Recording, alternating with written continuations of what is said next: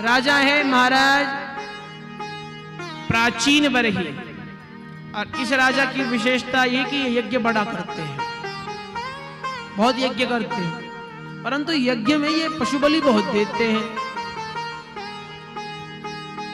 अब जो लोग आडंबर के कारण पशु बलियों को शास्त्र सम्मत बनाते हैं, उन्हें थोड़ा विचार करने की आवश्यकता है। यदि शास्त्र में पशु बलि का प्रावधान है तो तन निवारक भी प्रावधान उपस्थित हैं। और स्थानों पर और धर्मों में तो विकल्प दिख जाता है, पशु बलि में विकल्प नहीं दिखता क्या?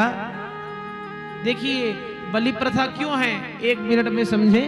प्राचीन समय में जो मांस भक्षण किया करते थे, रोज प्रतिदिन पशु हिंसा करते, मांस भक्षण करते, तो शास्त्रकारों ने नियम बनाया, यज्ञ करिए, यज्ञ में देवताओं को पशु बलि दीजिए, हर यज्ञ का अलग अलग पशु होता है, तदनुसार यज्ञ में उस पशु की बलि दीजिए और उसके मांस का भक्षण कीजिए।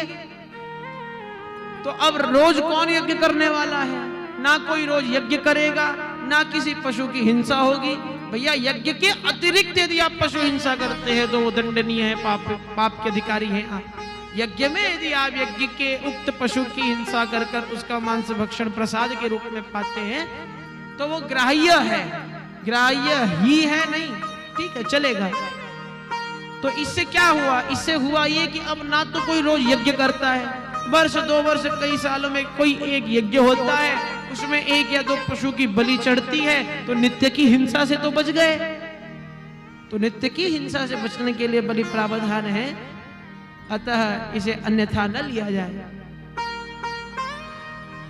परंतु प्राचीन बरही तो महाराज राजा हर यज्ञ में पशु बलि देने लगा।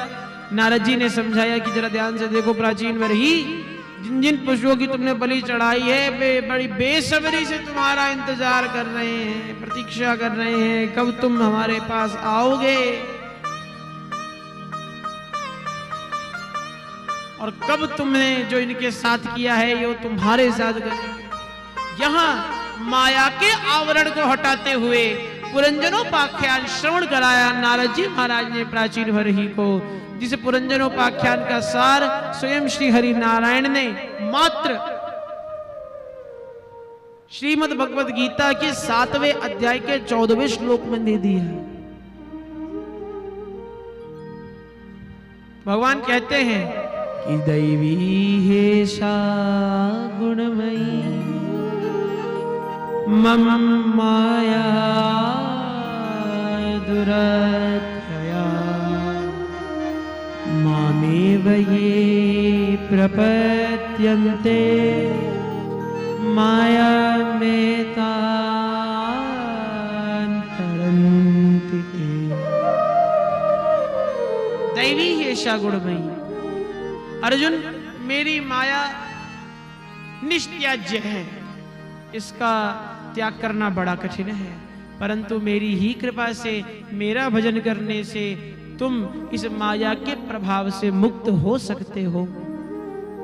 यही पुरंजनोपाख्यान का सार है कि पुरंजन एवं अभिज्ञात 2 घनिष्ठ मित्र। पुरंजन अपने घर को छोड़कर नगर भ्रमण पर निकल गया तो दुनियादारी के नगर में फंस गया, और नगर में ऐसा फंसा कि अपने आप को ही भूल बैठा। जब तक अभिज्ञात अपने पुरंजन को जाकर नहीं समझाया कि आप पुरंजन हैं, अपने घर की याद नहीं दिलाई, तब तक पुरंजन वापस नहीं आया। ठीक उसी प्रकार पुरंजन अर्थात हम सब जीवात्मा, अभिज्ञात अर्थात परमात्मा, हम सभी जीवात्मा भी इस संसार के बंधन में आते हैं घूमने के लिए और उलझ जाते हैं। जब तक अभिज्ञात परमात्मा स्वयं हम आप सबके मध्य सदगुरु के रूप में आकर नहीं बताते कि मनोबुद्धि अहंकार चित्तानिनाह न च श्रोत्र जिह्वे न च प्राणनेत्रे न च व्योम भुवे न तेजो न वायु चिदानंद रूप शिवोहम शिवोहम। न पुण्यम न पापम न सौख्यम न दुखम न मंत्रो न तीर्थम न वेदा न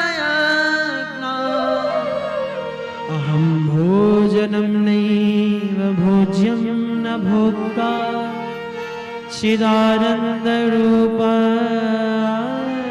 शिवोहम शिवोहम, चिदानंद रूप शिवोहम शिवोहम। जब तक ये समझाया नहीं जाता कि हम न खाने वाले हैं, न खिलाने वाले, न करने वाले हैं, न कराने वाले, हम तो चिदानंद रूप शिव हैं। जब तक सदगुरु के रूप में परमात्मा हमें आकर यह बात नहीं बताते, तब तक आत्मज्ञान नहीं होता।